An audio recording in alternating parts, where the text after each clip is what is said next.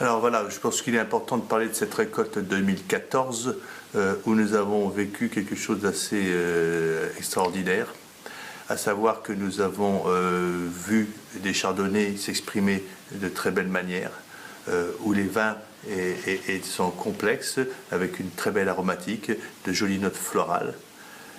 Côté Pinot Noir, nous avons pu voir des différences entre les Pinots Noirs du nord de la montagne de Reims, qui ont donné d'excellents résultats, avec de jolies notes de fruité, sans jamais trop de puissance. Les Pinots Noirs issus de régions comme l'Aube étaient bien équilibrés, avec une belle rondeur, et n'étaient jamais trop marqués. Les Pinots Noirs du sud de la montagne de Reims avaient peut-être pas tout à fait la teneur que nous attendions au niveau de la puissance. Voilà un petit peu, je pense que l'on peut dire par rapport au Chardonnay et au Pinot Noir.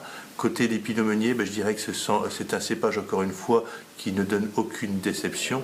C'est un cépage qui reste droit. Les vins sont francs, sont directs, de fruité est très frais.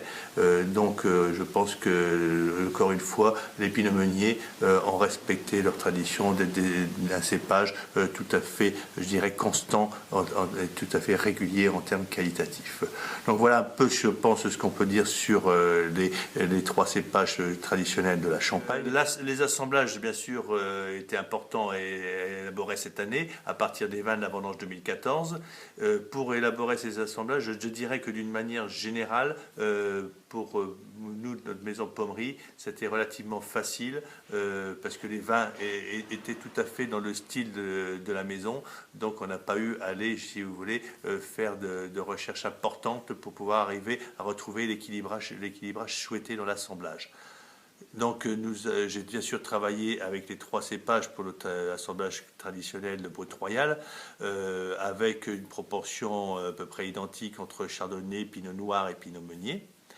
Et derrière cela, bien sûr, pour pouvoir amener la régularité sur l'assemblage, j'ai amené l'équivalent d'à peu près 35% de vin de réserve, mais qui est, je dirais, une normale pour pommerie. Donc, si vous voulez, l'année 2014, pour moi, c'était une année de grande normalité en termes d'assemblage, puisque je n'ai pas dû amener davantage de vin de réserve pour pouvoir rééquilibrer l'assemblage.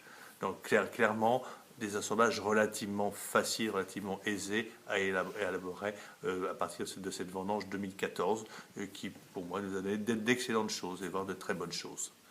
Voilà où j'en suis. La mise en bouteille de cet assemblage vient de commencer tout juste cette semaine. Donc, vous voyez, les choses avancent doucement chez Pommery, mais sûrement. Voilà. Ok. Et il y a quelques millésimés? Alors, bien sûr, la question à se poser, comme tous les ans, c'est est-ce qu'on millésime ou est-ce qu'on millésime pas l'année 2014.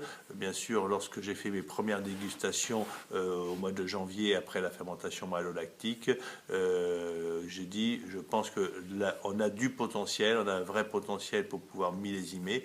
Et donc, nous avons décidé de faire, non pas un millésime, mais une cuvée Louise Pommery.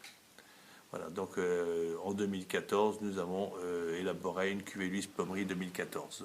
Voilà ce qui va se passer sur l'année de la vendange 2014.